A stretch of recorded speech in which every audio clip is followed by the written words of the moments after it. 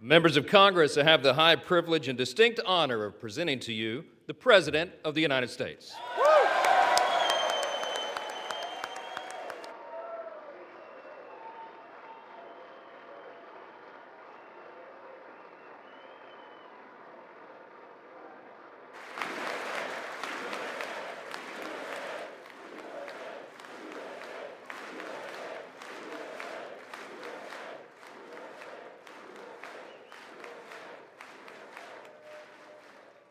Well, thank you very much, everybody. It's really an honor.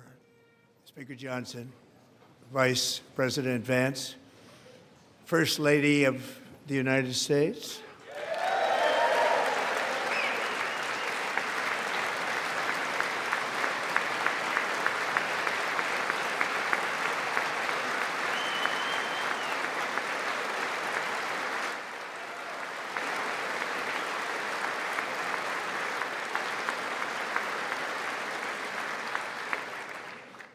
Second Lady of the United States.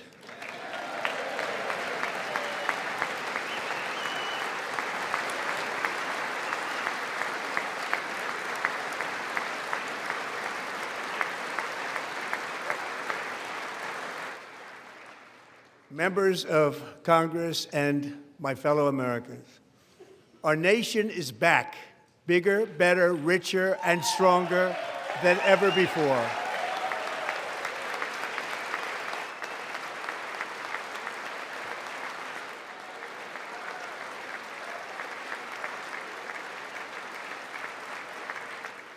Less than 5 months from now, our country will celebrate an epic milestone in American history, the 250th anniversary of our glorious American independence.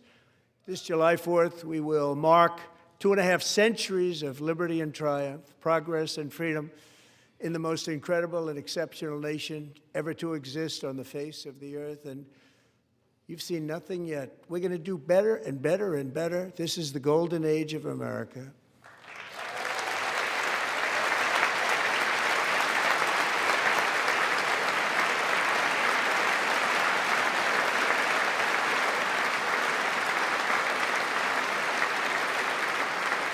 When I last spoke in this chamber 12 months ago, I had just inherited a nation in crisis with a stagnant economy, inflation at record levels, a wide open border, horrendous recruitment for military and police, rampant crime at home, and wars and chaos all over the world. But tonight, after just 1 year, I can say with dignity and pride that we have achieved a transformation like no one has ever seen before, and a turnaround for the ages. It is indeed a turnaround for the ages.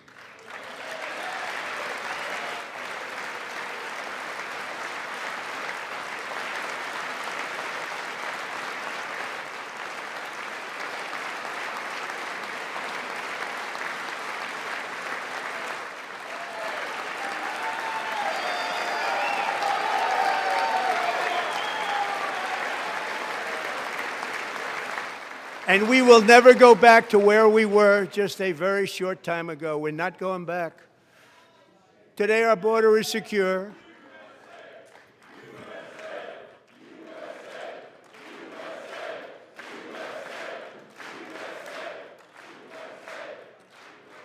Thank you. Today, our border is secure. Our spirit is restored. Inflation is plummeting. Incomes are rising fast. The roaring economy is roaring like never before, and our enemies are scared, our military and police are stacked, and America is respected again, perhaps like never before.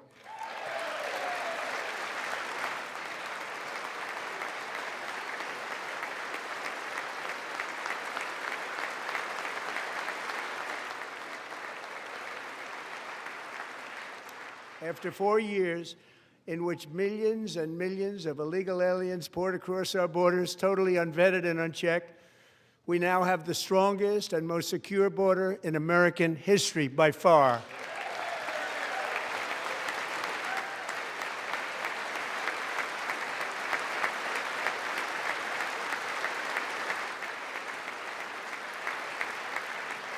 In the past 9 months, 0 illegal aliens have been admitted to the United States.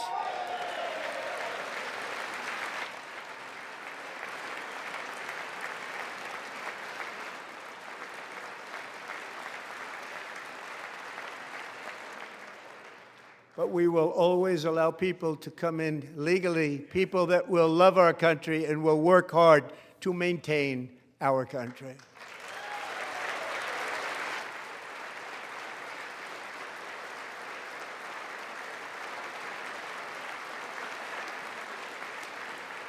The flow of deadly fentanyl across our border is down by a record 56% in 1 year.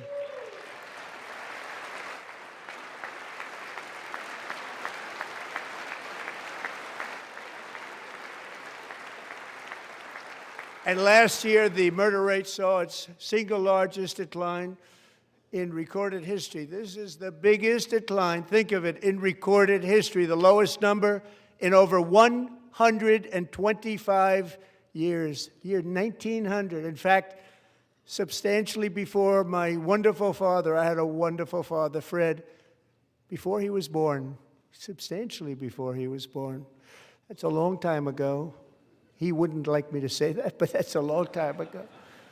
The Biden administration and its allies in Congress gave us the worst inflation in the history of our country. But in 12 months, my administration has driven core inflation down to the lowest level in more than 5 years. And in the last 3 months of 2025, it was down to 1.7%.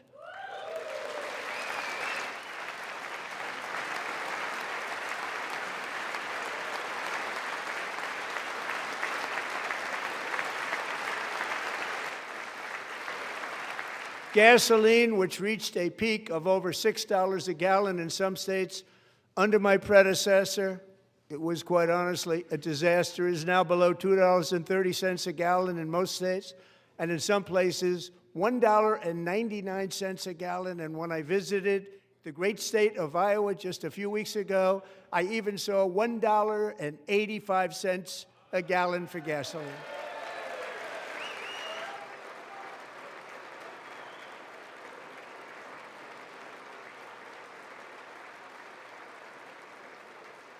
Mortgage rates are the lowest in 4 years and falling fast, and the annual cost of a typical new mortgage is down almost $5,000 just since I took office. 1 year.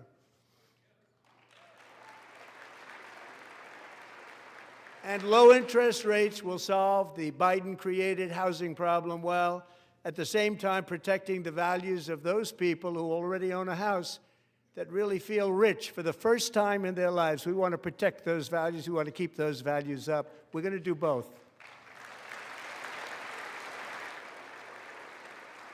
And we are going to keep it that way. The stock market has set 53 all-time record highs since the election. Think of that, 1 year. Boosting pensions, 401ks, and retirement accounts for the millions and millions of Americans. They're all gaining. Everybody's up, way up. In 4 long years, the last administration got less than $1 trillion in new investment in the United States. And when I say less, substantially less. In 12 months, I secured commitments for more than $18 trillion pouring in from all over the globe.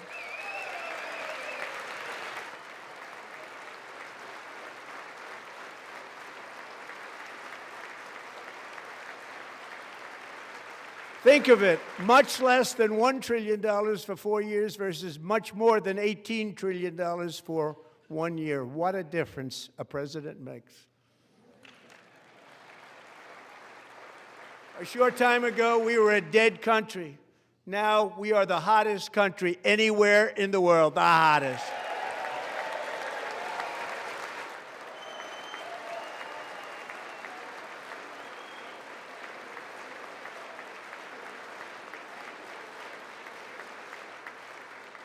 As thousands of new businesses are forming and factories, plants, and laboratories are being built, we have added 70,000 new construction jobs in just a very short period of time. It's getting bigger and bigger and stronger. Nobody can believe what they're watching. American oil production is up by more than 600,000 barrels a day, and we just received from our new friend and partner, Venezuela, more than 80 million barrels of oil.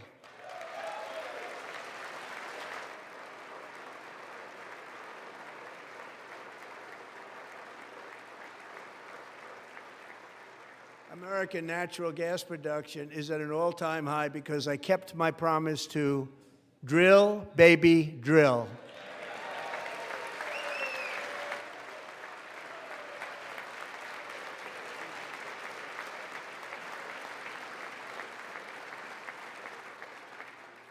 More Americans are working today than at any time in the history of our country. Think about that. Any time in the history of our country, more working today. And 100% of all jobs created under my administration have been in the private sector.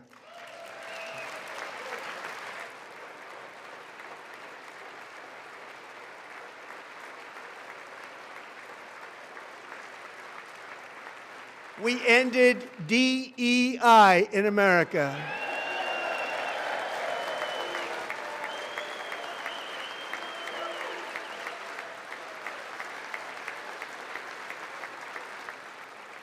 We cut a record number of job-killing regulations, and in 1 year we have lifted 2.4 million Americans, a record, off of food stamps.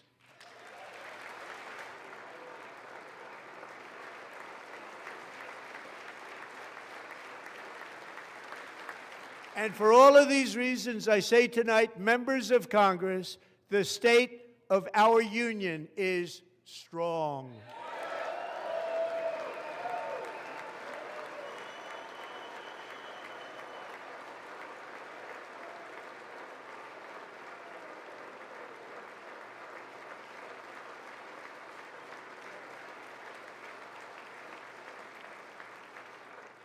Our country is winning again. In fact, we're winning so much that we really don't know what to do about it. People are asking me, please, please, please, Mr. President, we're winning too much. We can't take it anymore. We're not used to winning in our country. Until you came along, we're just always losing, but now we're winning too much.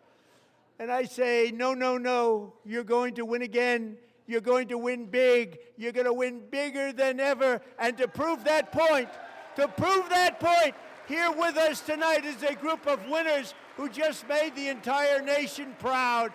The men's gold medal Olympic hockey team. Come on in.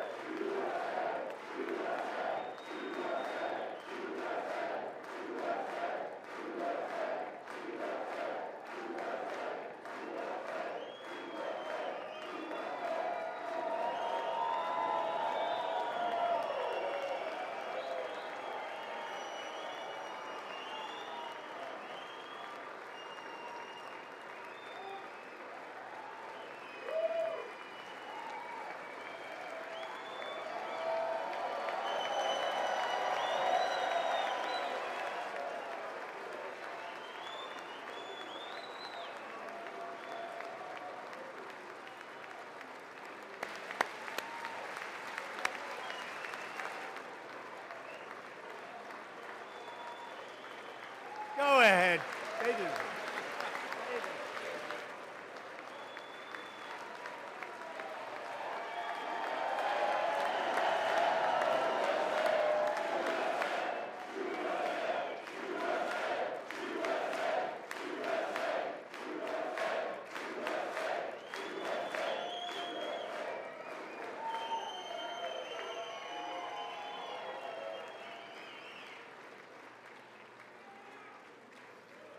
That's the first time I've ever seen them get up. And actually, not all of them did get up. But they beat a fantastic Canadian team in overtime, as everybody saw, as did the American women who will soon be coming to the White House.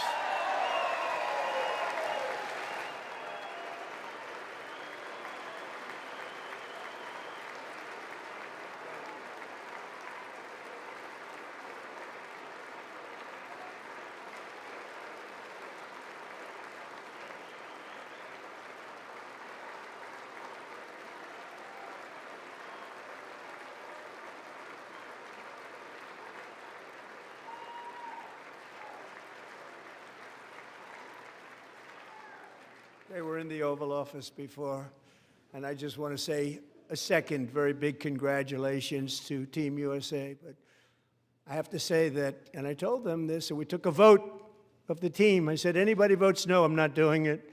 So they stood there, and they weren't about to say no, because I've never seen a goaltender play as well as goalie Connor Hellebuck.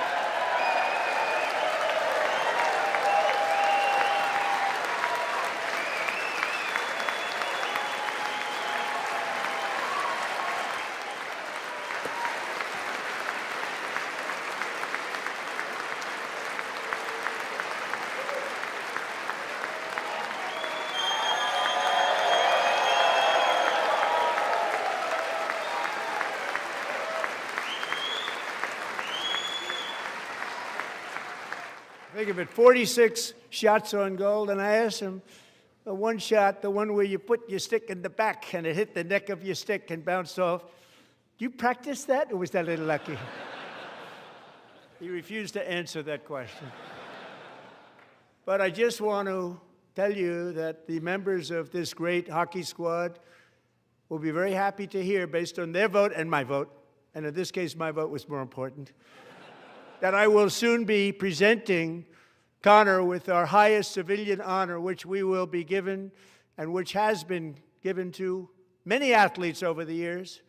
But when I say many, not too many, like 12, it's called the highest civilian honor in our country, the Presidential Medal of Freedom.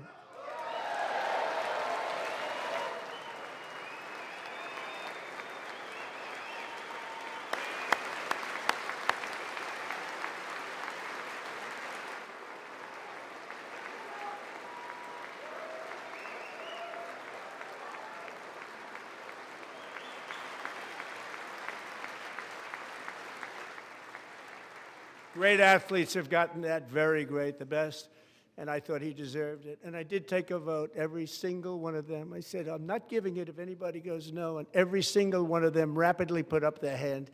So I want to thank you all. What a special job you did. What special champions you are. Thank you very much.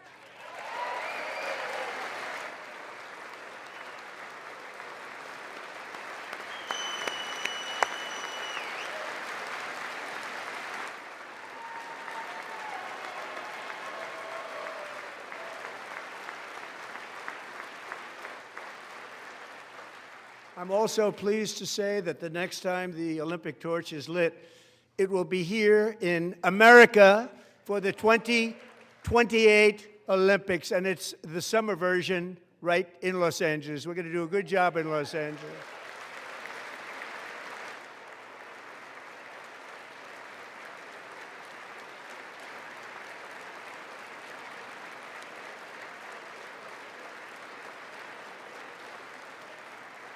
And Los Angeles is going to be safe, just like Washington, D.C. is now one of the safest cities in the country.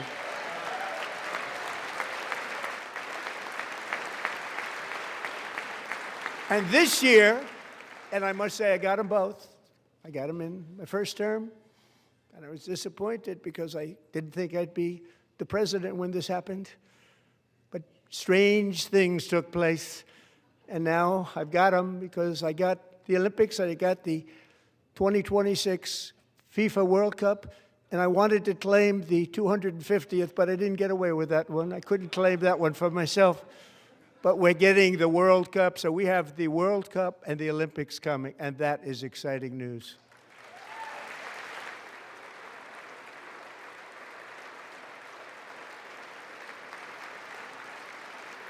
So this will be a year to celebrate our country and the heroes who have kept it free. Men like Buddy Taggart. At age 17, Buddy volunteered to defend America in World War II, serving in the Pacific under the great General Douglas MacArthur. He fought bravely in the famous Battle of Manila, worked so hard. He was badly wounded and almost killed by enemy machine guns in Luzon. And 81 years ago this month, he liberated the largest internment camp in the Philippines, one of the largest anywhere in the world. Buddy earned many honors, including a Purple Heart and a Bronze Star, came home, started a family, and tonight he is in the gallery looking forward to July 4th, 2026, his 100th birthday.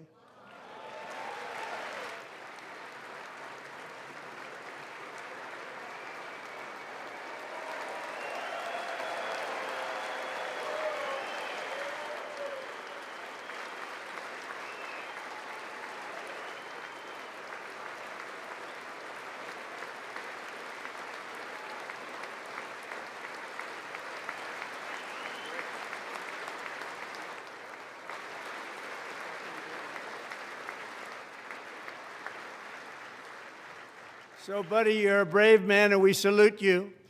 Even in times of challenge, setback, and immense heartache, the spirit of 1776 has always shone through very brightly. It was July 4th of last year when floodwaters tore through a girls' summer camp in Central Texas, one of the worst things I've ever seen. I was there, rising 26 feet in the matter of minutes, tragically claiming many, many lives. You all remember that one. As the waters threatened to sweep her away, 11-year-old Millie Kate McClelland closed her eyes and prayed to God. She thought she was going to die. Those prayers were answered when Coast Guard rescue swimmer Scott Ruskin descended from a helicopter above. Nobody knew where he came from. It was Scott's first ever rescue mission, a young guy, but very brave, very, very top, always top in his class. And he lifted not just Millie Kate, but 164 others to safety.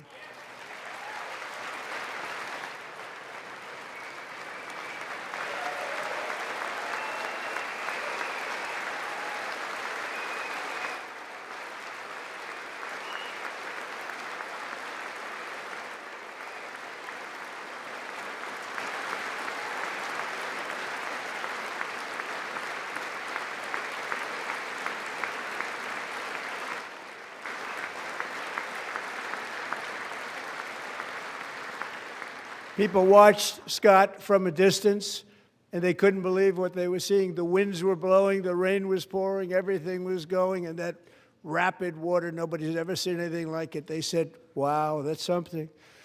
Tonight, Scott and Millie Kate are here together, reunited for the very first time. Thank you, Scott, Millie Kate.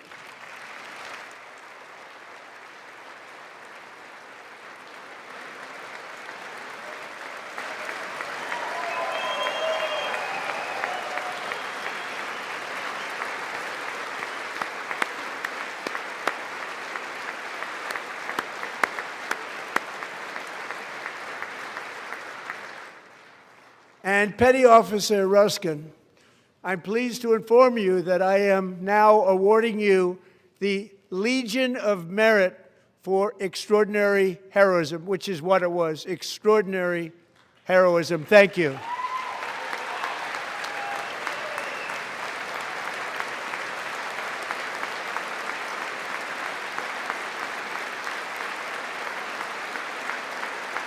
And I'd like to have the military aide to please come down and take care of the service. Military aide, thank you very much. Take care of that very important service. Thank you very much. From 1776 to today, every generation of Americans has stepped forward to defend life, liberty, and the pursuit of happiness. And they're really doing it for the next generation. But now it's our turn. Together we're building a nation where every child has the chance to reach higher and go further, where government answers to the people, not the powerful, and where the interests of hardworking American citizens are always our first and ultimate concern. That is the debt we owe to the heroes who came before us, and that is the promise we must keep to America for our 250th year. Last year, I urged this Congress to begin the mission by passing the largest tax cuts in American history, and our Republican majorities delivered so beautifully. Thank you, Republicans.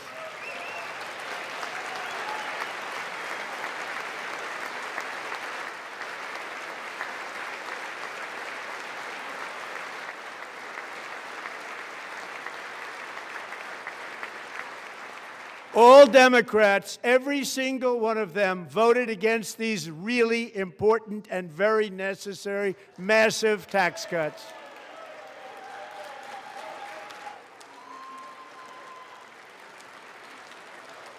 They wanted large-scale tax increases to hurt the people instead. But we held strong, and with the great, big, beautiful bill, we gave you no tax on tips, no tax on overtime, and no tax on Social Security for our great seniors.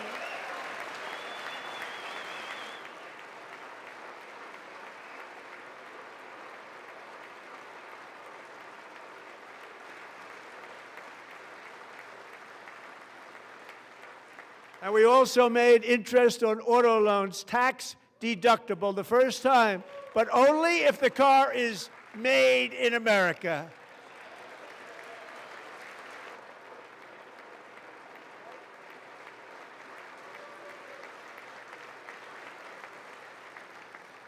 Recently in Pennsylvania, I met Megan Hemhauser, a devoted mom who's homeschools her children, beautiful, 2 children, during the day while waiting tables at night as her husband works overtime operating very heavy equipment. Megan is here this evening, and she's happy to tell you that she is so much richer because with no tax on tips, no tax on overtime, and our expanded child tax credit done again by Republicans, Megan and her husband will take home more than $5,000 extra just for the year, cutting her tax bill in more than half.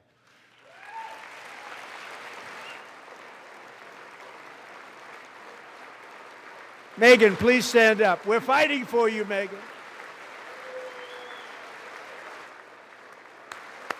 Thank you, Megan. Thank you, Megan. We're fighting for you, Megan. Under our bill, parents like Megan can also activate their children's brand new Trump accounts. And I didn't name it. I did not name it. I did not name that.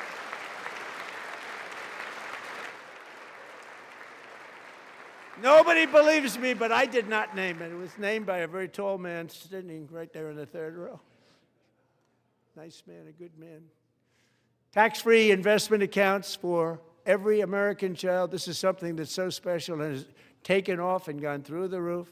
Millions will be pre-funded courtesy of the U.S. Treasury and private individuals like Michael and Susan Dell, who have donated $6.25 billion to fund the Trump accounts for 25 million American children. They're great people.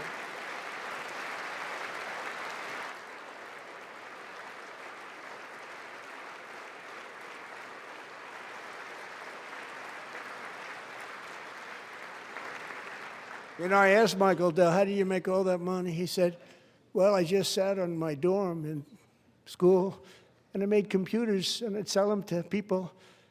And I just kept selling and selling and selling, and pretty amazing story. That's called the American dream. He sold a lot of computers, a lot of those laptops, so I congratulate him on that, but I really thank him and Susan, as well as others like Brad Gerstner, a very tremendous guy. He was behind it right from the beginning. Brad Gerstner. Thank you, Brad.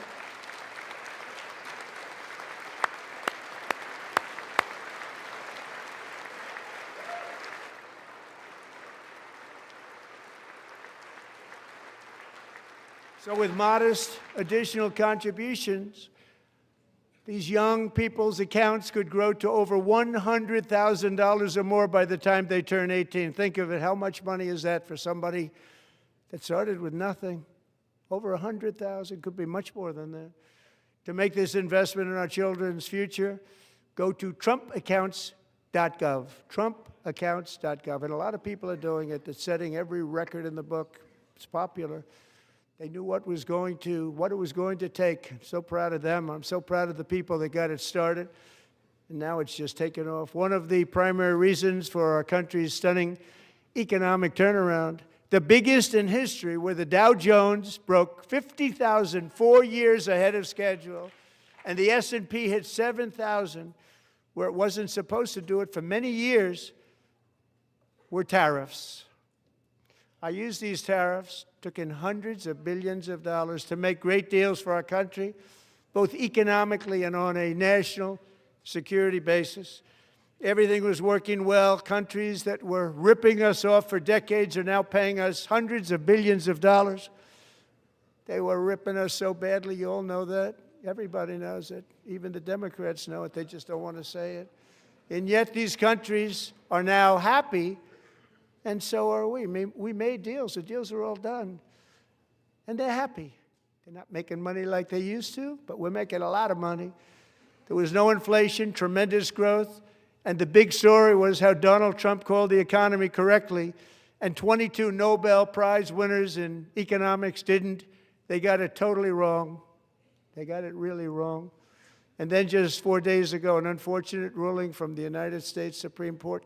It just came down. It came down. Very unfortunate ruling. But the good news is that almost all countries and corporations want to keep the deal that they already made, right, Scott? Knowing that the legal power that I, as president, have to make a new deal could be far worse for them, and therefore they will continue to work along the same successful path that we had negotiated before the Supreme Court's unfortunate involvement. So despite the disappointing ruling, these powerful, country-saving, it's saving our country, the kind of money we're taking in, peace-protecting. Many of the wars I settled was because of the threat of tariffs. I wouldn't have been able to settle them without. Will remain in place under fully approved and tested alternative legal statutes. And they have been tested for a long time. They're a little more complex, but they're actually probably better, leading to a solution that will be even stronger than before. Congressional action will not be necessary. It's already time-tested and approved. And as time goes by, I believe the tariffs paid for by foreign countries will, like in the past, substantially replace the modern-day system of income tax, taking a great financial burden off the people that I love.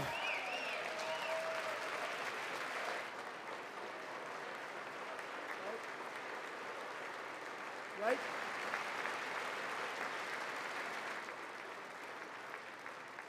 Moving forward, factories, jobs, investment, and trillions of dollars will continue pouring into the United States of America because we finally have a president who puts America first. I put America first.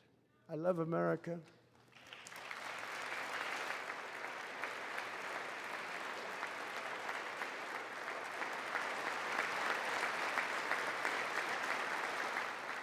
For decades before I came along, we had the exact opposite. From trade to healthcare, from energy to immigration, everything was stolen and rigged in order to drain the wealth out of the productive, hardworking people who make our country great, who make our country run. Under Biden and his corrupt partners in Congress and beyond, it reached a breaking point with the Green New Scam, open borders for everyone. They poured in by the millions and millions from prisons, from mental institutions. They were murderers, 11,888 murders. They came into our country. You allowed that to happen. And record-setting inflation that cost the typical family $34,000 in just a speck of time. Now the same people in this chamber who voted for those disasters suddenly used the word affordability, a word. They just used it. Somebody gave it to them, knowing full well that they caused and created the increased prices that all of our citizens had to endure. You caused that problem. You caused that problem.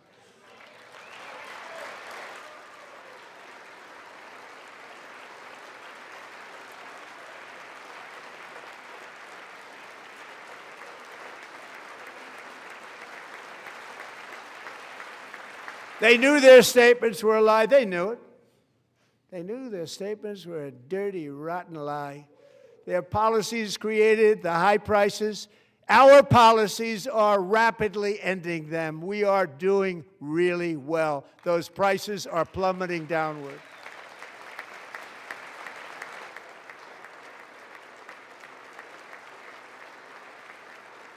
The price of eggs is down 60%, Madam Secretary. Thank you. The cost of chicken, butter, fruit, hotels, automobiles, rent is lower today than when I took office by a lot. And even beef, which was very high, is starting to come down significantly. Just hold on a little while. We're getting it down. And soon you will see numbers that few people would think were possible to achieve just a short time ago. Nobody can believe when they see the kind of numbers, and especially energy, when they see energy going down to numbers like that, they cannot believe it. It's like another big tax cut. I'm also confronting one of the biggest ripoffs of our times, the crushing cost of health care caused by you. Since the passage of the Unaffordable Care Act, sometimes referred to as Obamacare, big insurance companies have gotten rich. It was meant for the insurance companies, not for the people. With our government giving them hundreds and hundreds of billions of dollars a year as their stock prices soared 1,000, 1,200, 1,400, and even 1,700%, like nothing else. That's why I introduced the great health care plan.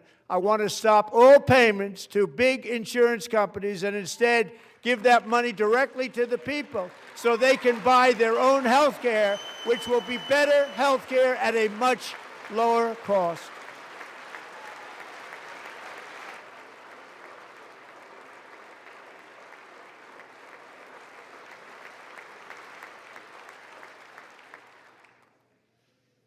In addition, my plan requires maximum price transparency. That's a big deal. Sounds so simple, so big. And I did that in my first term, and the Democrats immediately terminated it with full knowledge that they were doing a very bad thing for the people. Costs were going to go way up, and that's what happened, and now I'm bringing them way down on health care and everything else.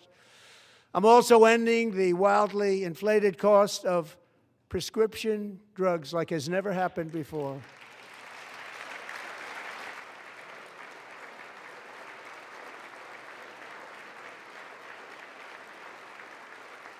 Other presidents tried to do it, but they never could. They tried. Most didn't try, actually. But they tried. They said they tried. They couldn't do it. They didn't even come close. They were all talk and no action, but I got it done. Under my just enacted most favored nation agreements, Americans who have for decades paid by far the highest prices of any nation anywhere in the world for prescription drugs will now pay the lowest price anywhere in the world for drugs. Anywhere, the lowest price.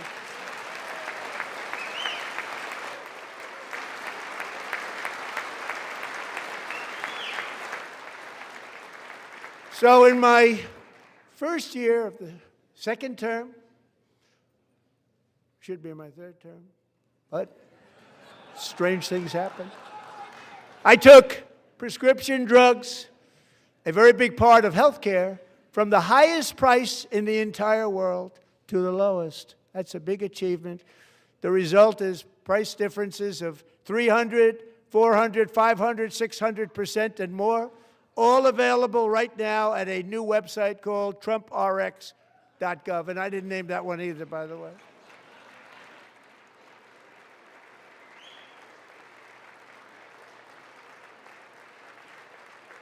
And here tonight is the very first customer ever to get that big discount, and it is big, Catherine Rayner.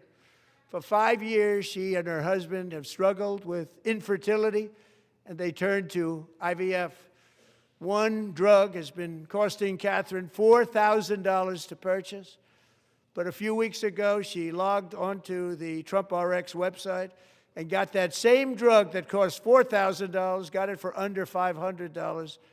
A reduction of much more, actually, than $3,500. Catherine, we are all praying for you, and you're going to be a great mom.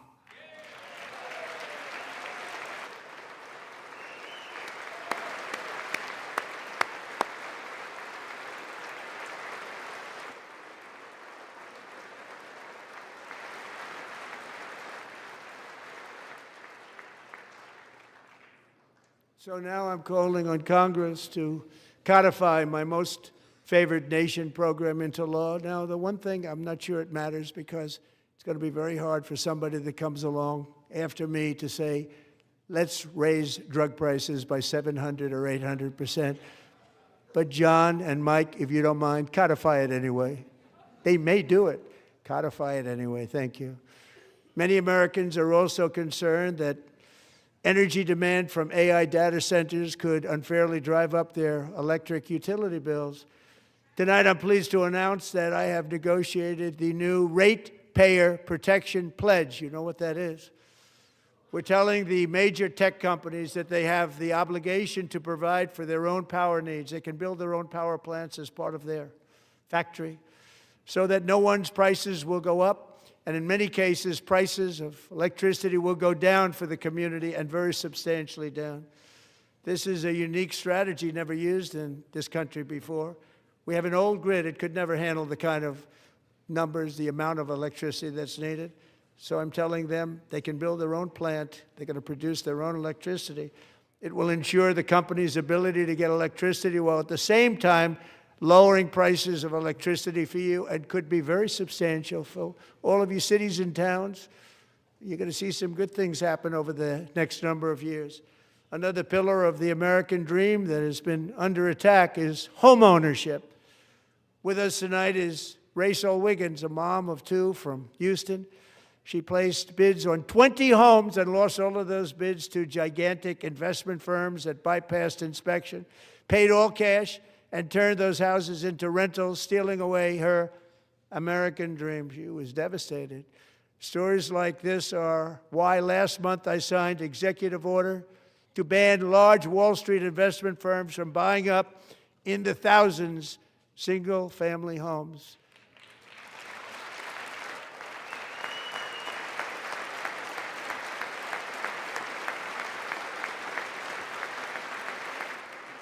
And now I'm asking Congress to make that ban permanent, because homes for people, really, that's what we want. We want homes for people, not for corporations. Corporations are doing just fine. Rachel, thank you very much. Good luck with your home. You'll get one soon.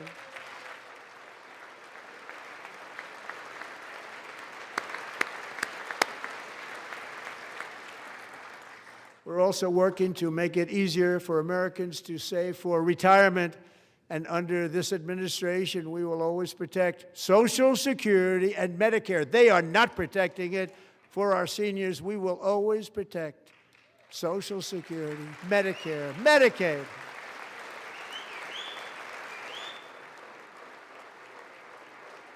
Since I took office, the typical 401k balance is up by at least $30,000. That's a lot of money. We have millions and millions of people, because the stock market has done so well, setting all those records. Your 401ks are way up. Yet half of all of working Americans still do not have access to a retirement plan with matching contributions from an employer.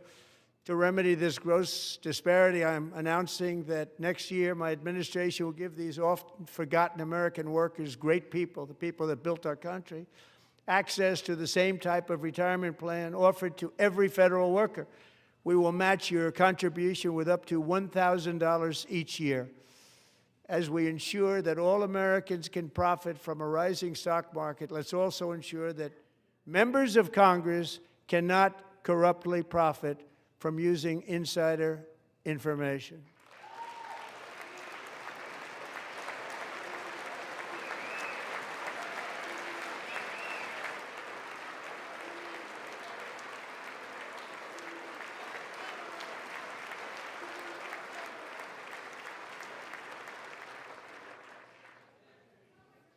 They stood up for that. I can't believe it.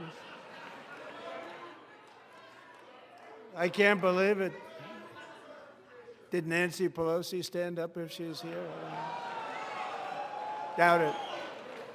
Pass the Stop Insider Trading Act without delay.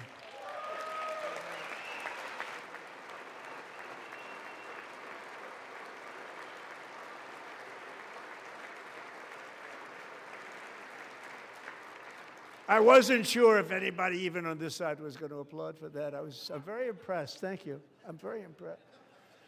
But when it comes to the corruption that is plundering, it's plundering America. There's been no more stunning example than Minnesota, where members of the Somali community have pillaged an estimated $19 billion from the American taxpayer. Oh, we have all the information. And in actuality, the number is much higher than that. And California, Massachusetts, Maine, and many other states are even worse. This is the kind of corruption that shreds the fabric of a nation, and we are working on it like you wouldn't believe. So tonight, although started 4 months ago, I am officially announcing the war on fraud to be led by our great Vice President, J.D. Vance.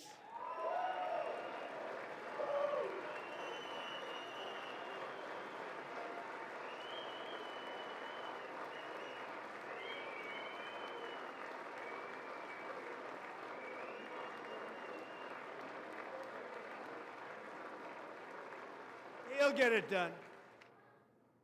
If we're able to find enough of that fraud, we will actually have a balanced budget overnight. It'll go very quickly.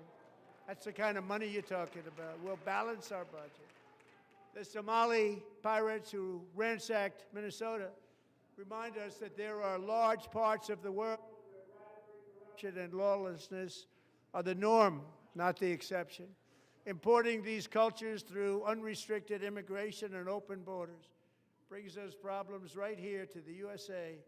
And it is the American people who pay the price in higher medical bills, car insurance rates, rent, taxes, and perhaps most importantly, crime. We will take care of this problem. We're going to take care of this problem. We are not playing games. Delilah.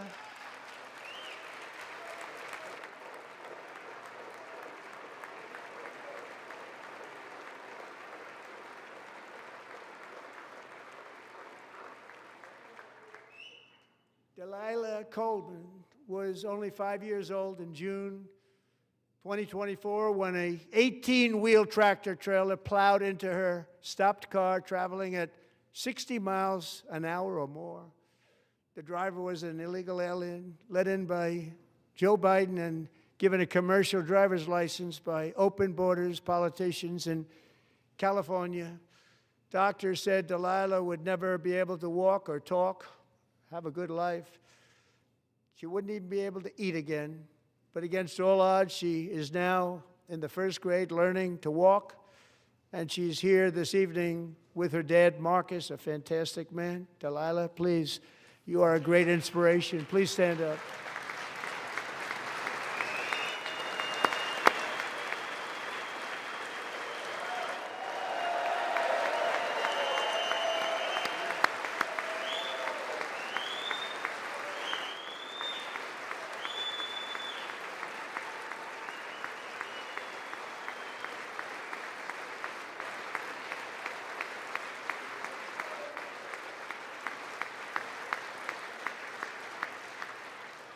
Thank you, Delilah. Many, if not most, illegal aliens do not speak English and cannot read even the most basic road signs as to direction, speed, danger, or location. That's why tonight I'm calling on Congress to pass what we will call the Delilah Law, barring any state from granting commercial driver's licenses to illegal aliens.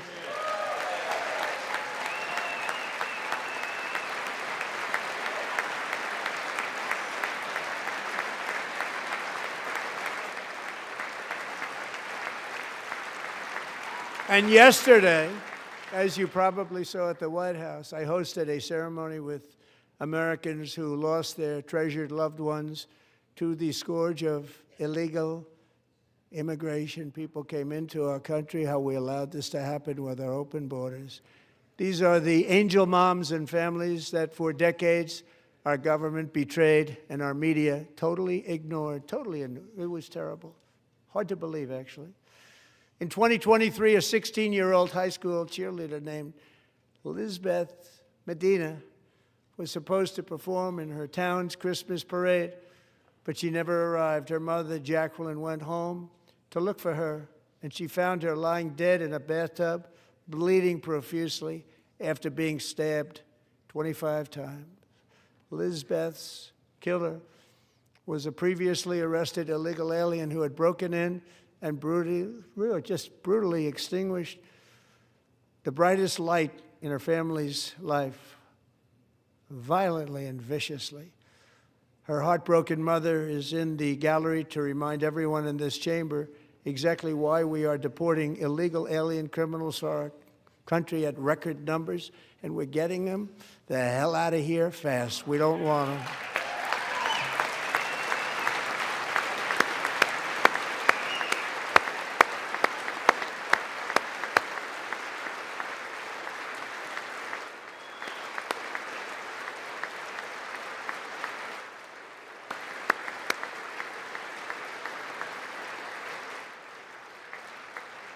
Thank you very much, Jacqueline. Thank you. We can never forget that many in this room not only allowed the border invasion to happen before I got involved, but indeed they would do it all over again if they ever had the chance. If they ever got elected, they would open up those borders to some of the worst criminals anywhere in the world.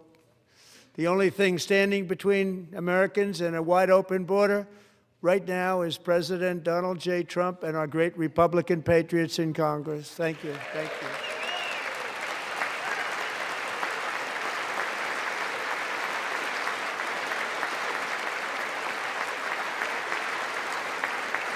As we speak, Democrats in this chamber have cut off all funding for the Department of Homeland Security. It's all cut off. It's all cut off. They have instituted another Democrat shutdown, the first one costing us 2 points on GDP. 2 points we lost on GDP, which probably made them quite happy, actually. Now they have closed the agency responsible for protecting Americans from terrorists and murderers.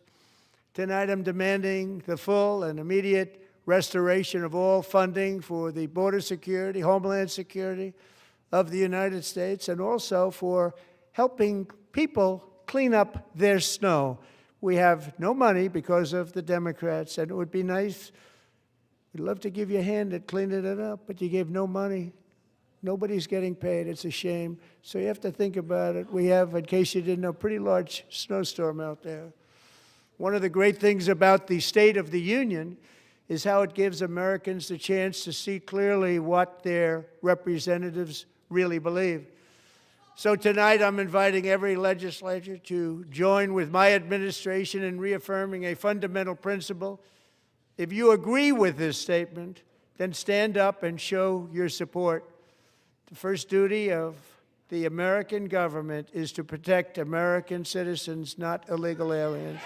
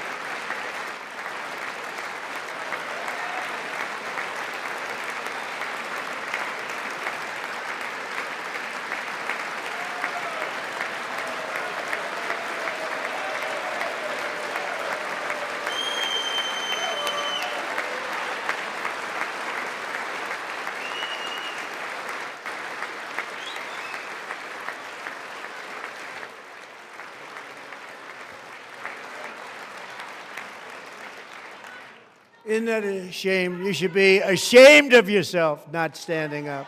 You should be ashamed of yourself.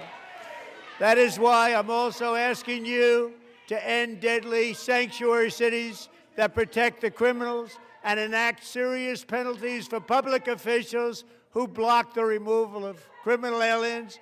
In many cases, drug lords, murderers all over our country, they're blocking the removal of these people out of our country, and you should be ashamed of yourself.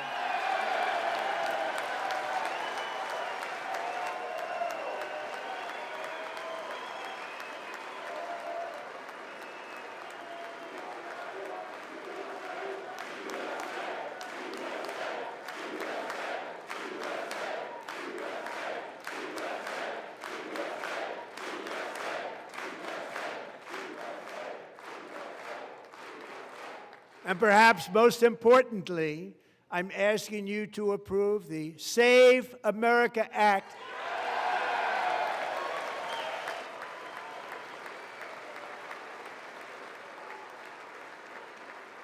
To stop illegal aliens and others who are unpermitted persons from voting in our sacred American elections. That cheating is rampant in our elections. It's rampant. It's very simple. All voters must show voter ID.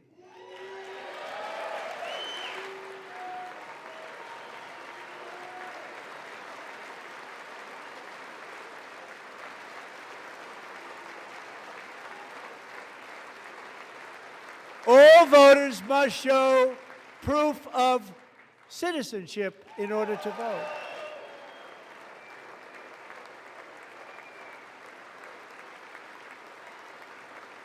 And no more crooked mail-in ballots except for illness, disability, military, or travel. None. And this should be an easy one. And by the way, it's polling at 89%, including Democrats. 89%.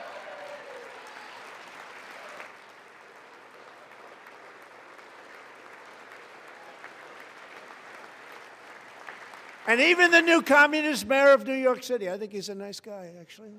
Speak to him a lot. Bad policy, but nice guy. Just said they want people to shovel snow. They got hit hard. Wants them to shovel snow, but if you apply for that job, you need to show 2 original forms of ID and a Social Security card. Yet they don't want identification for the greatest privilege of them all, voting in America. No, it's no good. No good.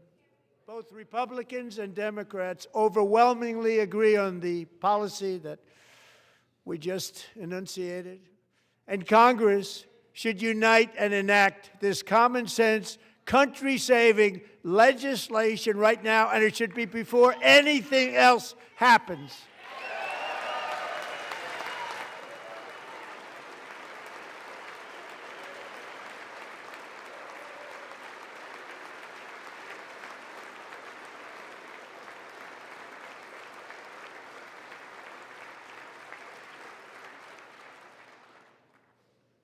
And the reason they don't want to do it, why would anybody not want voter ID? One reason, because they want to cheat. There's only one reason.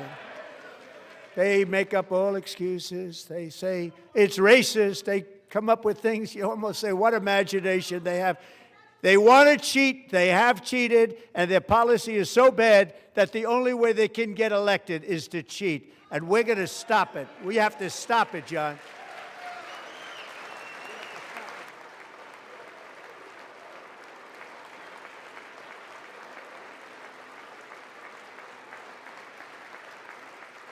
And here is one more opportunity to show common sense in government. In the gallery tonight are Sage Blair and her mother, Michelle. In 2021, Sage was 14 when school officials in Virginia sought to socially transition her to a new gender, treating her as a boy and hiding it from her parents. Hard to believe, isn't it? Before long, a confused Sage ran away from home after she was found in a horrific situation in Maryland A left-wing judge refused to return Sage to her parents because they did not immediately state that their daughter was their son. Sage was thrown into an all-boys state home and suffered terribly for a long time. But today, all of that is behind them because Sage is a proud and wonderful young woman with a full-ride scholarship to Liberty University. Sage and Michelle, please stand up.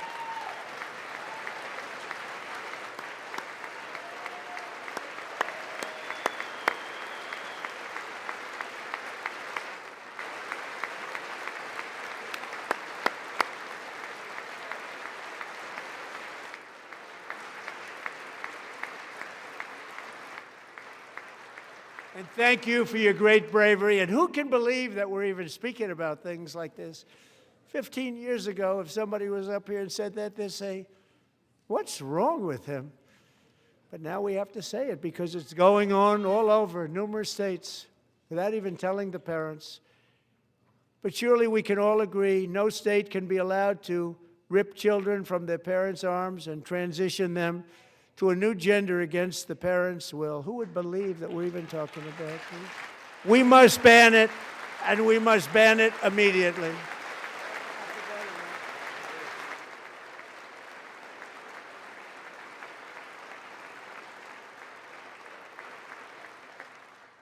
Look, nobody stands up. These people are crazy, I'm telling you. They're crazy.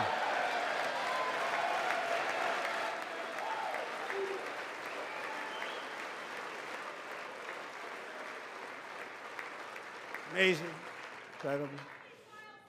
Boy, oh boy. We're lucky we have a country. With people like this, Democrats are destroying our country, but we've stopped it just in the nick of time, didn't we? Huh?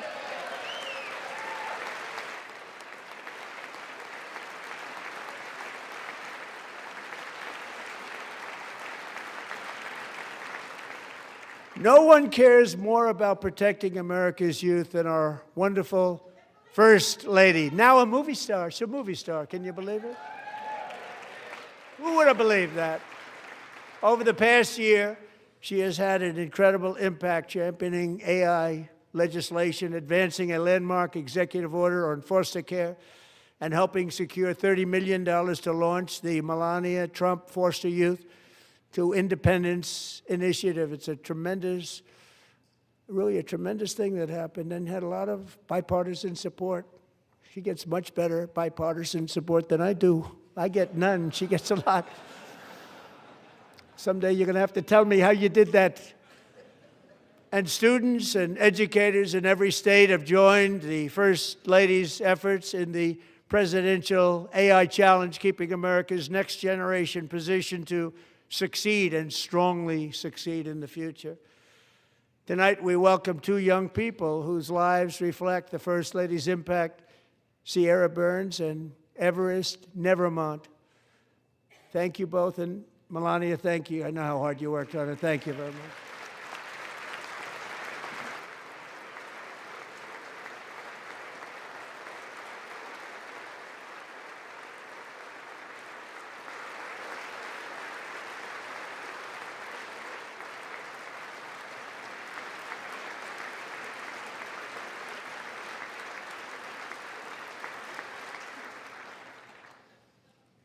I'm very proud to say that during my time in office, both the first 4 years and in particular this last year, there has been a tremendous renewal in religion, faith, Christianity, and belief in God. Tremendous renewal.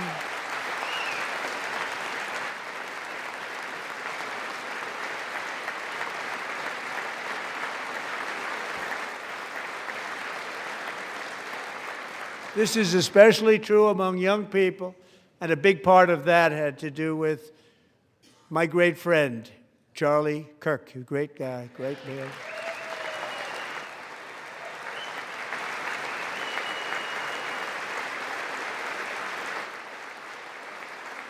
So last year, Charlie was violently murdered by an assassin and martyred, really martyred for his beliefs. His wonderful wife, Erica, is with us tonight. Erica, please stand.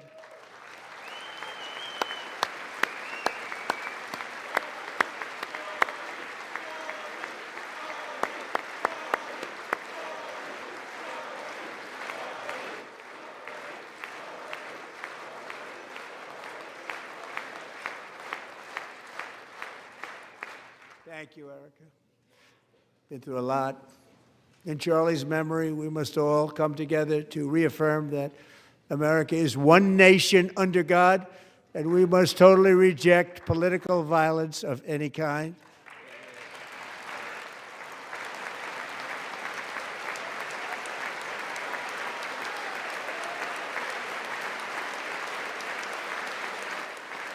We love religion, and we love bringing it back, and it's coming back at levels that nobody actually thought possible. It's really a beautiful thing to see. Above all, unleashing America's promise requires keeping our communities safe. We have made incredible strides, yet dangerous repeat offenders continue to be released by pro-crime Democrat politicians again and again. We are honored to be joined tonight by a woman who's been through hell, Anya Zarutska. In 2022, she and her beautiful daughter, so beautiful, what a beautiful young woman, Irina, fled war-torn Ukraine to live with relatives near Charlotte, North Carolina. And by the way, what's going on with Charlotte? Last summer, 23-year-old Irina was riding home on the train when a deranged monster who had been arrested over a dozen times and was released through no cash bail, stood up and viciously slashed a knife through her neck and body. No one will ever forget. There were people on that train. No one will ever forget the expression of terror on Irina's face as she looked up at her attacker in the last seconds of her life. She died instantly. She had escaped a brutal war only to be slain by a hardened criminal, set free to kill in America, came in through open borders. Mrs. Zarutska, tonight I promise you we will ensure justice for your magnificent daughter, Irina.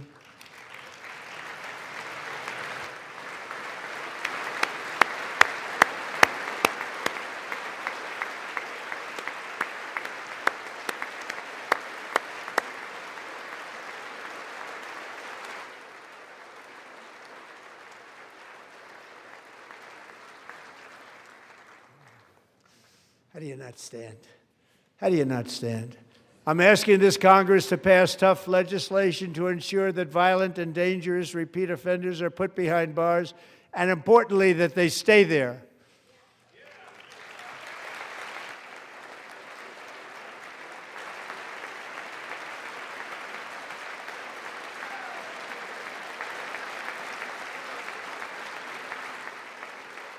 Starting last summer, I deployed our National Guard and federal law enforcement to restore law and order to our most dangerous cities, including Memphis, Tennessee, big success, New Orleans, Louisiana, big success, and our nation's capital itself, Washington, D.C., where we have almost no crime anymore in Washington, D.C. How did that happen?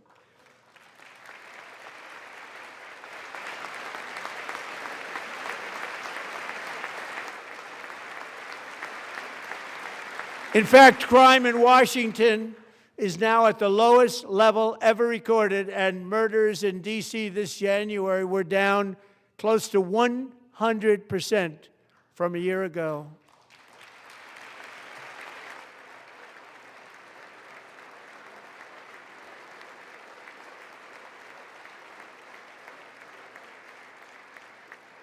They don't like to hear that. One of the brave service members who helped achieve this stunning turnaround was 20-year-old West Virginia Army National Guard Specialist Sarah Beckstrom. After a 4-month deployment, she voluntarily extended her service, and her rank was going to be lifted. She was doing so well. They were so proud of her. But the very next day, she was on patrol near the White House when she was ambushed and shot in the head by a terrorist monster from Afghanistan. Shouldn't have been in our country. And all because she wore the uniform of our nation, she was shot. He traveled here because he didn't like people wearing our uniform. He was sick and deranged, shouldn't have been in our country. Sarah Beckstrom died in order to defend our capital, and we are honored to be joined by her wonderful parents, Gary and Evalie. Your daughter was a true American patriot, and she will be greatly missed. She was a great person. I saw reports on her. They've never seen anything like it.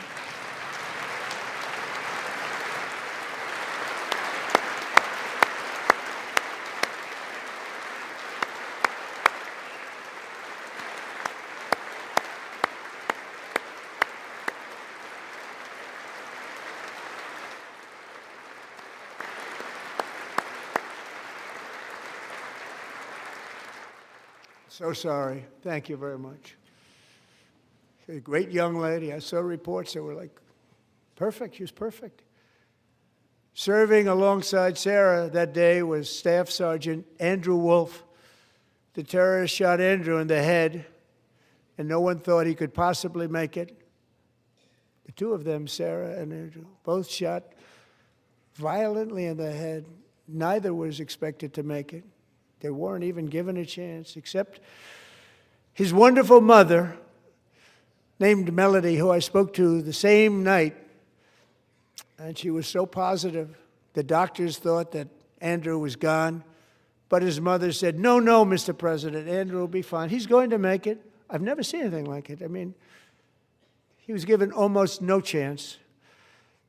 She said, I have no doubt, sir, he's going to be okay. This was a conversation that I had with her that night, with her son laying helplessly in bed, blood all over. Everybody is praying, she said, sir, he will be okay. The doctors didn't understand what she was saying, and after looking at the results of the damage done, neither did I. She was so strong and conclusive that even Andrew's great father felt she didn't really understand the gravity of the situation. But she turned out to be right. Right, Melody? She turned out to be right.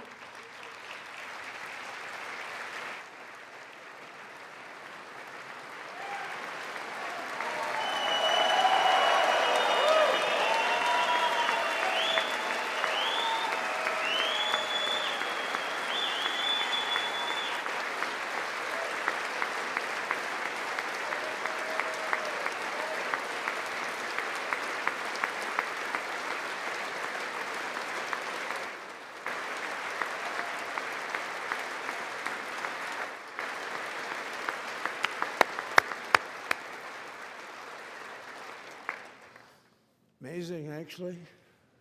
I said, where does this woman come from? She's the most positive person I've ever met.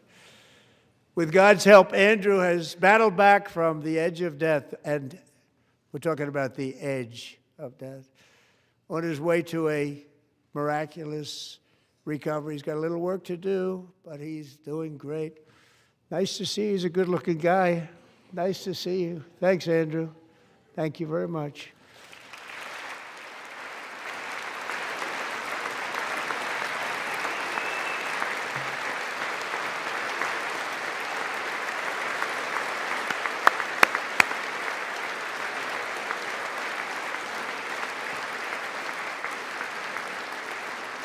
So, Andrew, while you're up, now I'm going to ask a highly respected General James Seward to present Staff Sergeant Andrew Wolf and the great family of Sarah Beckstrom with the award created by our late, great President George Washington himself. It's called the Purple Heart.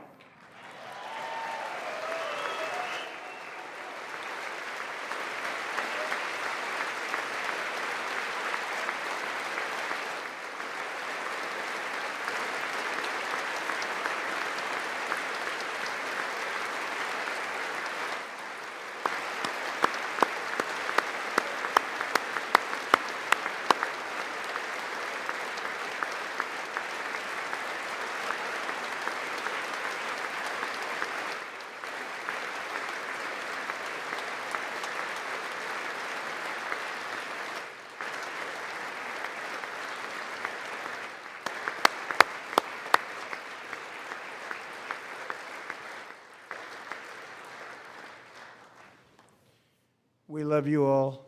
Love you. We're proudly restoring safety for Americans at home, and we are also restoring security for Americans abroad. Our country has never been stronger. My first 10 months, I ended 8 wars, including Cambodia. Isn't it funny? Sick people. Cambodia and Thailand, Pakistan and India.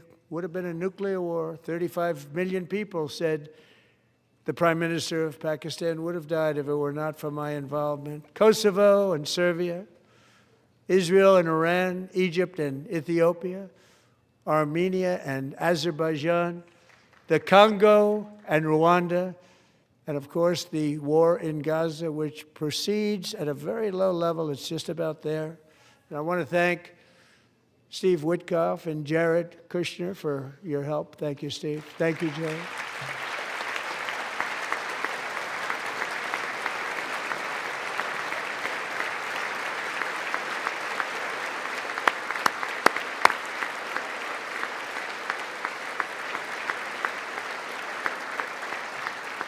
And I also want to thank the man they report to, Secretary of State Marco Rubio. Thank you, Marco.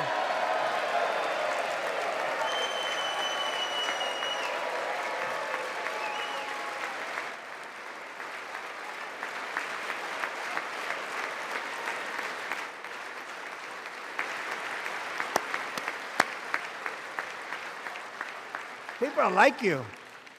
You know, Marco got 100% of the votes when he was in confirmation. I think our next one was about 54%.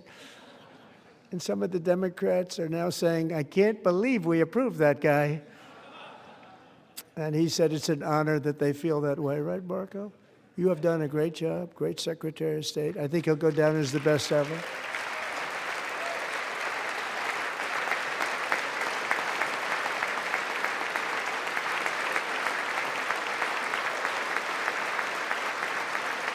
Under the ceasefire I negotiated, every single hostage, both living and dead, has been returned home. Can you believe that?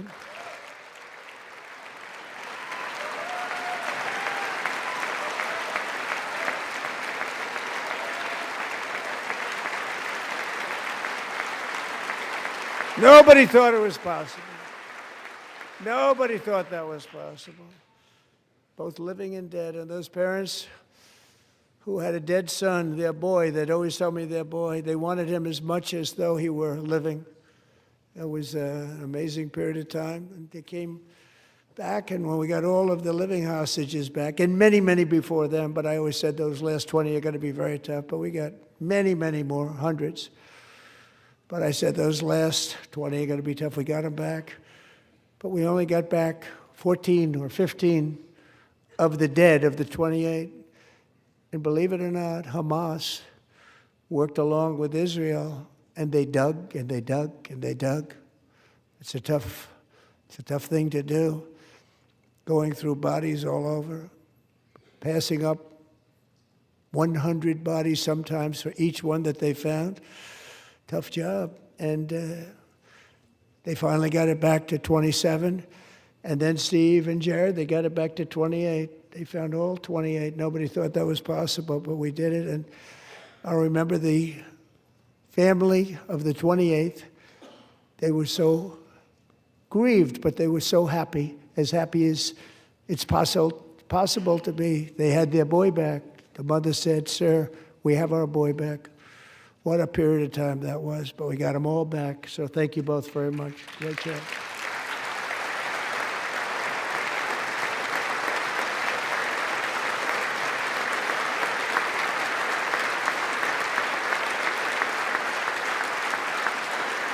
And we're working very hard to end the 9th war, the killing and slaughter between Russia and Ukraine, where 25,000 soldiers are dying each and every month. Think of that, 25,000 soldiers are dying a month. A war which would have never happened if I were president, would have never happened. As president, I will make peace wherever I can, but I will never hesitate to confront threats to America wherever we must. That's why in a breakthrough operation last June, the United States military obliterated Iran's nuclear weapons program with an attack on Iranian soil known as Operation Midnight Hammer.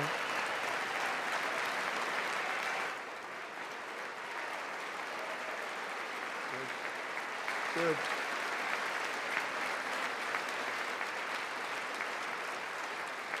For decades, it had been the policy of the United States never to allow Iran to obtain a nuclear weapon. Many decades.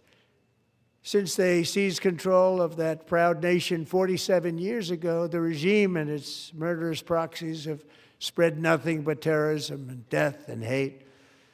They've killed and maimed thousands of American service members and hundreds of thousands and even millions of people with what's called roadside bombs. They were the kings of the roadside bomb.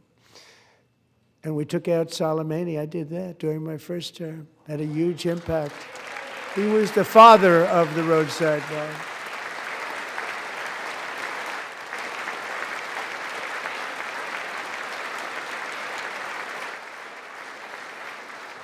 And just over the last couple of months with the protests, they've killed at least, it looks like, 32,000 protesters. 32,000 protesters in their own country. They shot them and hung them. We stopped them from hanging a lot of them with the threat of serious violence. But this is some terrible people. They've already developed missiles that can threaten Europe and our bases overseas, and they're working to build missiles that will soon reach the United States of America. After Midnight Hammer, they were warned to make no future attempts to rebuild their weapons program, and in particular, nuclear weapons. Yet they continue. They're starting it all over. We wiped it out, and they want to start all over again, and are at this moment again pursuing their sinister ambitions. We are in negotiations with them. They want to make a deal, but we haven't heard those secret words. We will never have a nuclear weapon. My preference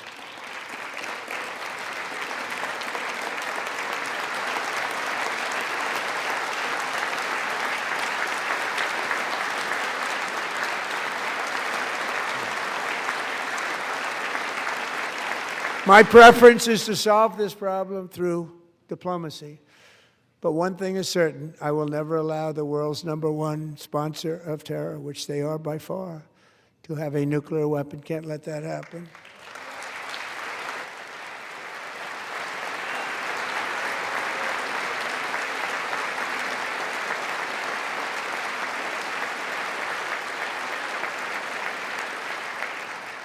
And no nation should ever doubt America's resolve. We have the most powerful military on earth. I rebuilt the military in my first term. We're going to continue to do so.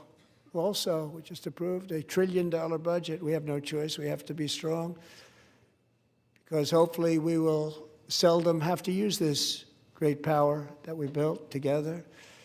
It's really called peace through strength, and it's been very, very effective.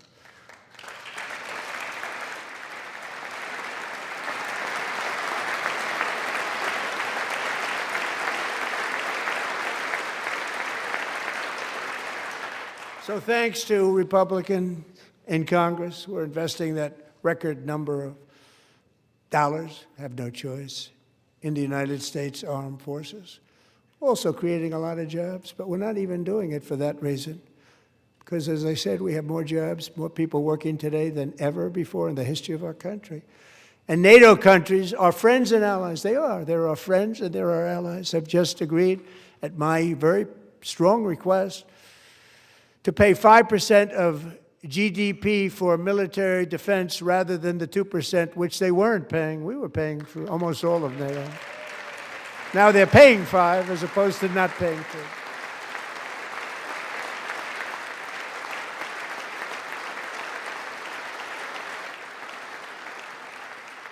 And getting that 5% was something which everyone said would never be done, could not happen. We got it really easily with one meeting. And big difference between 2% that's not paid. We were paying the freight of many of them. Very few were paid up. Now 5%, then they're paid. And everything we send over to Ukraine is sent through NATO, and they pay us in full. They pay us totally in full. Every branch of our armed forces is setting records for recruitment. This is so exciting. and every service member recently.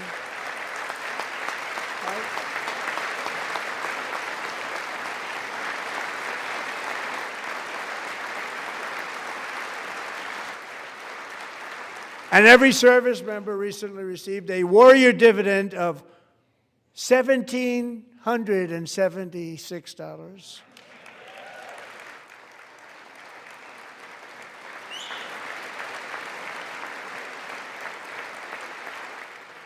You know, they put it on my desk. We got the money from tariffs and other things, a lot of money we have. We have much more money than people understand. Have to rebuild that program a little bit, but it won't take long. But we got the money, and it was $1,775, and they wanted my approval. And I said, what's the number? $1,775. I said, wait a minute. For one more dollar, we can have $1,776. It's going to I said, we're going to figure that. I never asked anybody if we could afford it. One more dollar, I said $1,776. And I said, that's good. And I'll tell you what, our military, that was 4 months ago, our military, I never see a person in the military that doesn't thank me for it, so we're honored to do it. They deserve it. And we call it 1776. It was great. And we love our military. We love our law enforcement. We love our firemen. You know, the firemen don't get mentioned enough. We love our firemen. We're also...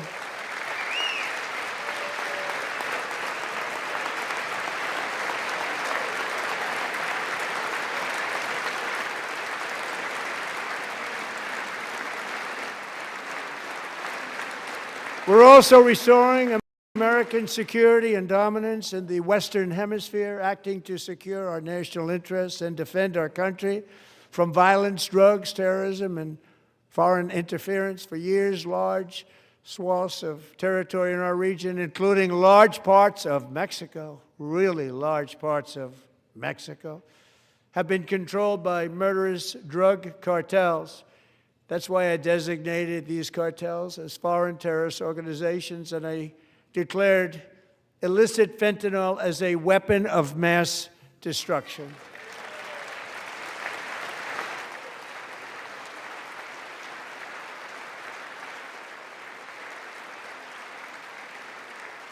And with our new military campaign, we have stopped record amounts of drugs coming into our country and virtually stopped it completely coming in by water or sea. You probably noticed that. We very seriously damaged their fishing industry also. Nobody wants to go fishing anymore. We've also taken down one of the most sinister cartel kingpins of all. You saw that yesterday. In January,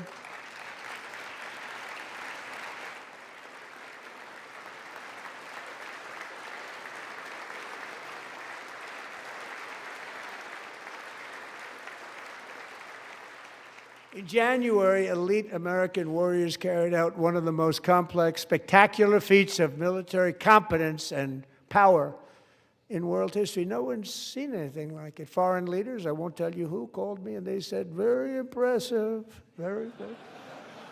They couldn't believe, they all watched, they saw what happened. This is a different fighting force that we had years ago when we fought to tie. You know, it's a great fighting force. I'm so proud of it. Look at Space Force. Space Force is my baby, because we did that. My baby, it's becoming so important.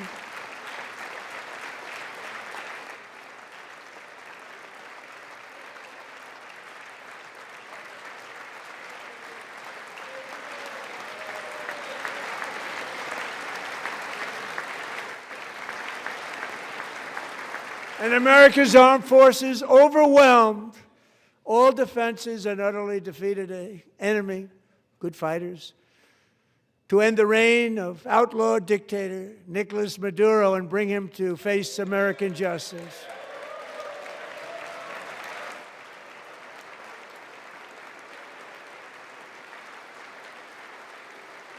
And this was an absolutely colossal victory for the security of the United States, and it also opens up a bright new beginning for the people of Venezuela. We're working closely with the new president of Venezuela, Delcy Rodriguez, to unleash extraordinary economic gains for both of our countries and to bring new hope to those who have suffered so terribly. They really did suffer. With us tonight is Alejandro Gonzalez. She grew up in a tight-knit Venezuelan family and was especially close to her beloved uncle Enrique.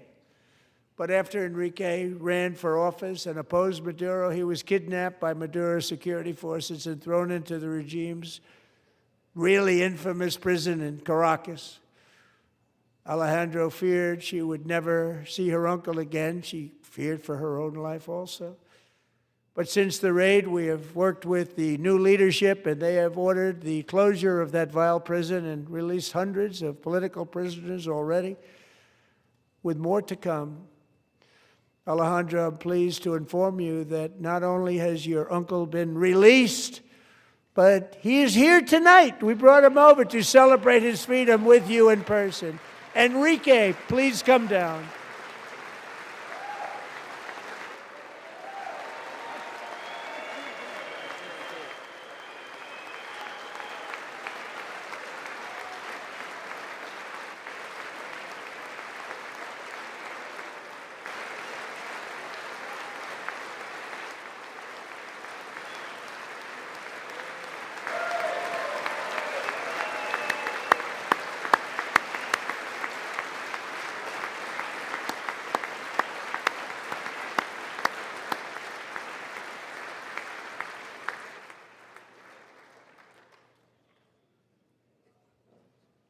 Thank you, Enrique. Have a good time. Nice to have you back, Enrique. There were many heroes on that January raid to capture Maduro, really great heroes. It was very dangerous. They knew we were coming. They were all set. But the deeds of one warrior that night will live forever in the eternal chronicles of military valor. Chief Warrant Officer 5, Eric Slover, planned the mission and was the flight lead in the cockpit of the first helicopter, a big, beautiful, powerful helicopter. It was a massive Chinook carrying, as you can imagine, many, many American warfighters. Wearing the dog tags, his wife Amy had blessed with holy water before he left. She knew it was going to be a rough one. Eric steered the Chinook under the cover of night and descended swiftly upon Maduro's heavily protected military fortress. This was a major military installation, protected by thousands of soldiers and guarded by Russian and Chinese military technology. How did that work out? Not too good. While preparing to land, enemy machine guns fired from every angle, and Eric was hit very badly in the leg and hip, one bullet after another. He absorbed 4 agonizing shots, shredding his leg into numerous pieces. And yet, despite the fact that the use of his legs was vital to successful helicopter flight, legs are the most important part of flying a helicopter, to deliver the many commandos who would capture and detain Maduro was the only thing Eric was thinking about. Then, even as he was gushing blood, which was flowing back down the aisle, helicopter lands at a steep angle. The machine gun stood right in front of him. They were right in front of him, 2 machine gunners who escaped the wrath of the previous planes. Eric maneuvered his helicopter with all of those lives and souls to face the enemy and let his gunners eliminate the threat. Turned the helicopter around so the gunners could take care of business, saving the lives of his fellow warriors from what could have been a catastrophic crash deep in enemy territory. Only after safely landing the helicopter with all the warriors aboard in the exact right spot, which was vital to the mission. We probably would have had to maybe cancel the mission if that didn't happen. Eric told his co-pilot, also wounded, but not as gravely, to take over. I'm about ready to pass out. The success of the entire mission and the lives of his fellow warriors hinge on Eric's ability to take the searing pain. It was unbelievable what's happened to his legs of the bullets and keep on flying and landing and People knew what was happening. Everybody in the back of the helicopter knew because they saw the blood pouring down the aisle. Chief Warrant Officer Slover is still recovering from his serious wounds, but I'm thrilled to say that he is here tonight with his wife, Amy, Eric, and Amy. Come on in.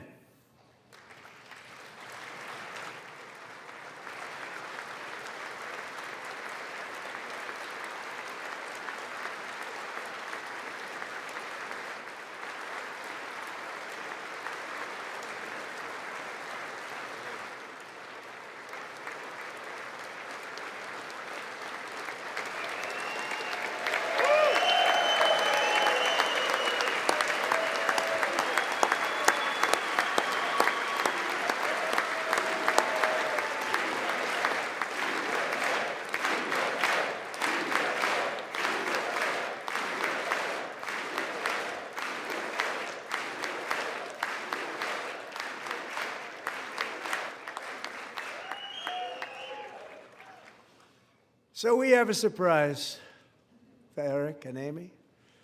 In recognition of Eric's actions above and beyond the call of duty, I would now like to ask General Jonathan Braga to present Chief Warrant Officer Slover with our nation's highest military award, the Congressional Medal of Honor.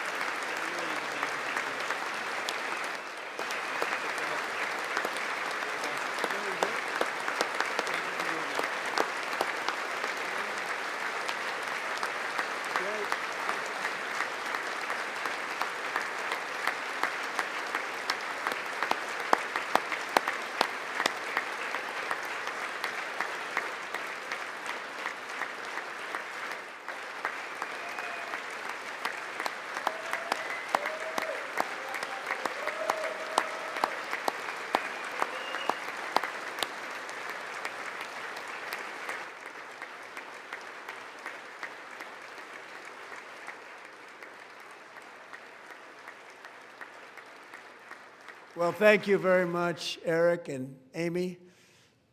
Great to get to know you. I met with them and with a lot of their fellow warriors at Fort Bragg recently.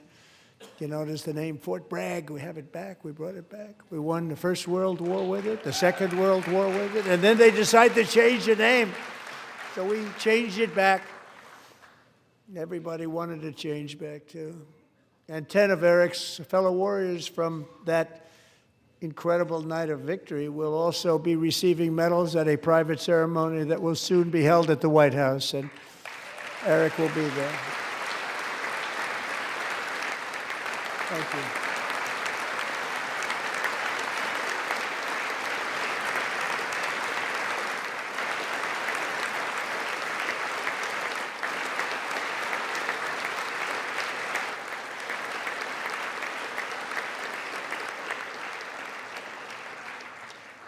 Thank you, Eric. That's a big one.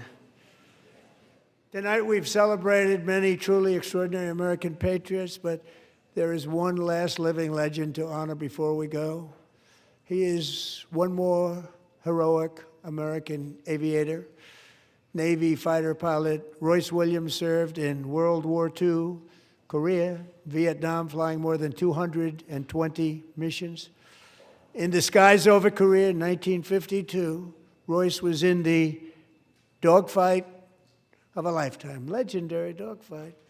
Flying through blizzard conditions, his squadron was ambushed by 7 Soviet fighter planes. It was his first aerial combat of the war, and despite being massively outnumbered and outgunned, Royce led the takedown of 4 enemy jets and almost destroyed the others, vanquishing his adversaries while taking 263 bullets to his own plane and being seriously hurt. His story was secret for over 50 years. He didn't even want to tell his wife, but the legend grew and grew. But tonight, at 100 years old, this brave Navy captain is finally getting the recognition he deserves. He was a legend long before this evening.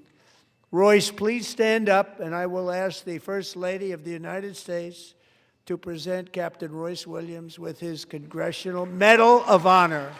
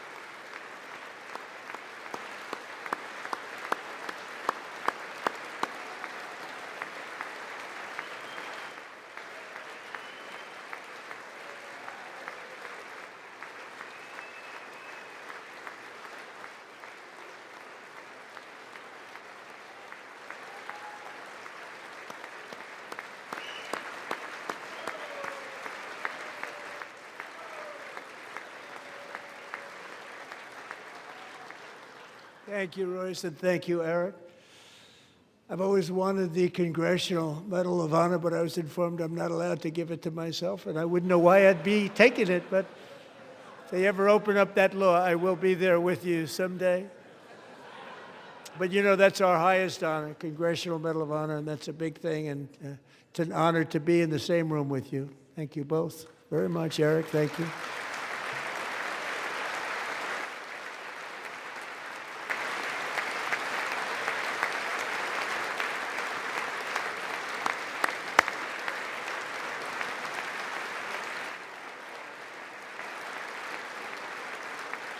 Thank you.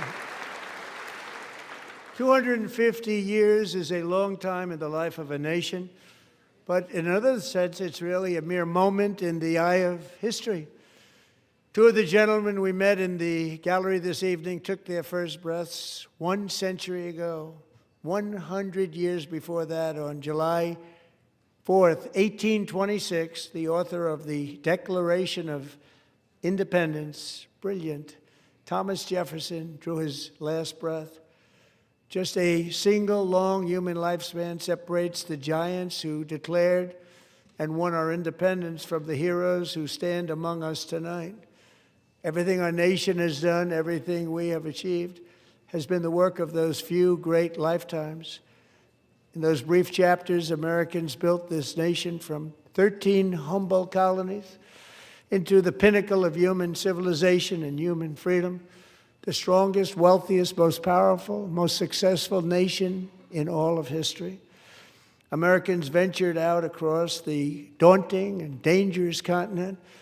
We carved paths through an unforgiving wilderness, settled a boundless frontier, and tamed the beautiful but very, very dangerous Wild West. From empty marshes and wide open plains, we raised up the world's greatest cities. Together, we mastered the world's mightiest industries and shattered history's monstrous tyrannies. And we liberated millions from the chains of fascism, communism, oppression, and terror. Americans lifted humanity into the skies on the wings of aluminum and steel, and then we launched mankind into the stars on rockets powered by sheer American will and unyielding American pride. We wired the globe with our ingenuity. We captivated the planet with American culture. And now we are pioneering the next great American breakthroughs that will change the entire world. All of this and so much more is the enduring legacy, unmatched glory of the hardworking patriots who built and defended this country and who still carry the hopes and freedoms on all of humanity's backs. For years they were forgotten, betrayed, and cast aside. But that great betrayal is over, and they will never be forgotten again. Because when the world needs courage, daring, vision, and inspiration, it is still turning to America. And when God needs a nation to work his miracles, he knows exactly who to ask. There is no challenge Americans cannot overcome, no frontier too vast for us to conquer, no dream too bold for us to chase, no horizon too distant for us to claim. For our destiny is written by the hand of providence, and these first 250 years were just the beginning. From the rugged border towns of Texas to the heartland villages of Michigan, from the sun-kissed shores of Florida to the endless fields of the Dakotas, and from the historic streets of Philadelphia to right here in our nation's capital, Washington, D.C., the golden age of America is upon us. The revolution that began in 1776 has not ended. It still continues because the flame of liberty and independence still burns in the heart of every American patriot. And our future will be bigger, better, brighter, bolder, and more glorious than ever before. Thank you, God bless you, and God bless America.